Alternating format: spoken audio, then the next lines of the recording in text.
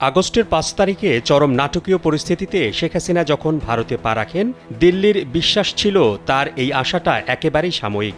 Europe বা মধ্যপ্রাচ্যের কোনো দেশে যাওয়ার আগে এটা তার সংক্ষিপ্ত যাত্রাবিরতি ছাড়া আর কিছুই নয়। যে কোনো মুহূর্তে তৃতীয় কোনো দেশের উদ্দেশ্যে তিনি রওনা হয়ে যাবেন, এই ধারণা থেকেই প্রথম ২-৪ দিন তাকে রাখা হয়েছিল দিল্লির উপকণ্ঠে গাজিয়াবাদের হিন্ডন বিমান ঘাঁটি টার্মিনাল বিল্ডিংয়ে, যার নিয়ন্ত্রণ ও পরিচালনার ভার সেদেশের বিমান বাহিনীর। কিন্তু চট করে শেখ হাসিনার তৃতীয় কোনো দেশে পাড়ি জমানো সম্ভব হচ্ছে না। এটা স্পষ্ট হয়ে ওঠার পর ভারত সরকার তাকে হিন্ডন থেকে সরিয়ে আনে দিল্লির কোনো গোপন ঠিকানায়। যমুনা স্মার্ট রেফ্রিজারেটর, স্মার্ট লাইফে স্মার্ট রেফ্রিজারেটর। পরে তাকে হয়তো দিল্লির কাছাকাছি অন্য কোনো সুরক্ষিত ডেরাতে সরিয়েও নেওয়া হয়েছে, কিন্তু এ ব্যাপারে ভারত সরকার কোনো তথ্যই প্রকাশ করেনি। সম্প্রতি দিল্লির একাধিক মন্ত্রণালয়ের শীর্ষ কর্মকর্তার বরাতে সংবাদ মাধ্যম বিবিসি বাংলা একটি প্রতিবেদন প্রকাশ করেছে। বিবিসি প্রকাশ করে, অপ্রত্যাশিত অথচ অতি গুরুত্বপূর্ণ অতিথি শেখ হাসিনা নিরাপত্তায় কোন প্রোটোকল অনুসরণ করেছে এ প্রশ্নের উত্তরে ভারতের স্বরাষ্ট্র মন্ত্রণালয়ের একজন শীর্ষস্থানীয় কর্মকর্তা, যিনি গত ১০০ দিন ধরে ভারতে শেখ হাসিনার প্রতিটি পদক্ষেপের বিষয়ে সম্পূর্ণ অবগত,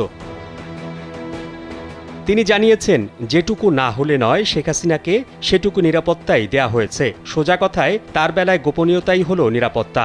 তার সঙ্গে অন্যদের দেখা করানোর ব্যবস্থা যতটা সম্ভব এড়ানোর চেষ্টা করা হচ্ছে। তার জীবনকে সামান্যতম ঝুঁকিতেও ফেলা যাবে না, আর পাশাপাশি পুরো বিষয়টা অত্যন্ত গোপন রাখতে হবে। এগুলো বিবেচনায় নিয়েই সাজানো হয়েছে তার নিরাপত্তা প্রোটোকল। গত মাস তিনেকে শেখ হাসিনার সঙ্গে আওয়ামী লীগের নেতাকর্মীদের কথিত ফোনালাপের বেশ কিছু অডিও ভাইরাল হয়েছে, যাতে কণ্ঠস্বর হুবহু শেখ হাসিনার মতোই শোনাচ্ছে। ভারত যদিও এইসব ফাঁস হওয়া অডিও নিয়ে সরকারিভাবে কোনো মন্তব্য করেনি, তবে একাধিক পদস্থ সূত্র একান্ত আলোচনায় স্বীকার করেছেন এগুলো বাস্তবিকই শেখ হাসিনা কণ্ঠস্বর। দিল্লির নর্থ ব্লকের একজন কর্মকর্তা আবার বলেন, তার তো পরিচিতদের সঙ্গে কথা বলার কোনো বিধিনিষেধ নেই। এখন কেউ যদি সেই আলাপ রেকর্ড করে লিক করে দেয়, তাতে আমাদের কি করার আছে? ভারতে কোনো পর্যবেক্ষক আবার ধারণা করছেন, শেখ হাসিনা যাতে নিজের দলের নেতাকর্মীদের নির্দেশ দিতে তাদের মনোবল ধরে রাখতে পারেন, সেজন্য দিল্লি এই সব কথাবার্তা বলতে দিচ্ছে এবং পরে সুযোগ বুঝে তা লিকও করে দিচ্ছে, যাতে তা যত বেশি সম্ভব লোকের কাছে পৌঁছতে পারে। এর আসল কারণটা যাই হোক, বাস্তবতা হলো শেখ হাসিনা ভারতে কোনো গৃহবন্দী নন বা রাজনৈতিক বন্দীও নন। ফলে দেশে বিদেশে তার পরিচিতদের সঙ্গে কথাবার্তা বলার সুযোগ তিনি পাচ্ছেন। মোহাম্মদ শাহাবুদ্দিন মাহতাব, কালবেলা।